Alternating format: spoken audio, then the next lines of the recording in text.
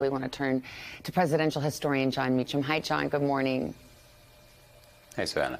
When I think about Senator Dole and his legacy, obviously you could think about political accomplishments. But for him, I think of a legacy of character, that's truly what he will be remembered for.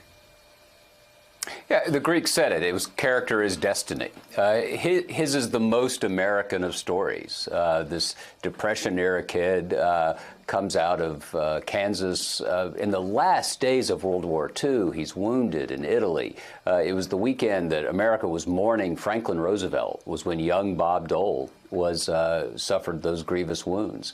And the song, remember, that was so important to him, that he played again and again, was "You'll Never Walk Alone," as he fought back to rejoin the mainstream. And I think part of what drove him was, despite his laconic, that great mordant wit, he didn't want anyone to actually feel as if they were walking alone.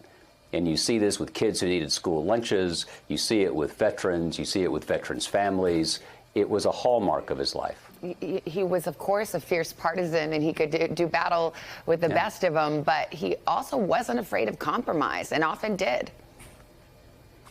He's not a perfect guy, and that's why he's interesting and illuminating for us, because it's not as though we're looking at some person we should put on a pedestal and stand back from. Bob Dole was the most approachable of figures, the most relatable of figures.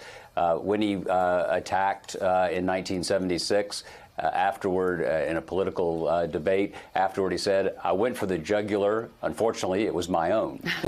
He understood that politics was a rough contact sport, but he understood that politics has a purpose.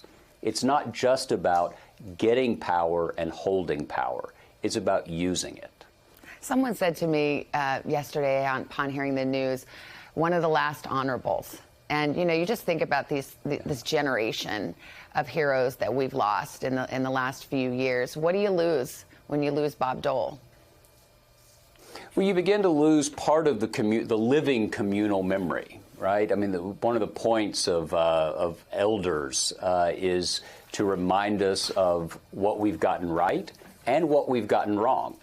And, you know, Moses said it in his last song to the people of Israel. He said, "Remember the days of old, remember the years of many generations." And you want to look back in order to move forward.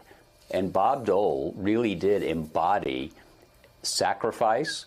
Again, not perfect, but at the end of the day, he kept his eye on a common good and not simply personal gain. Jon, thank you very much.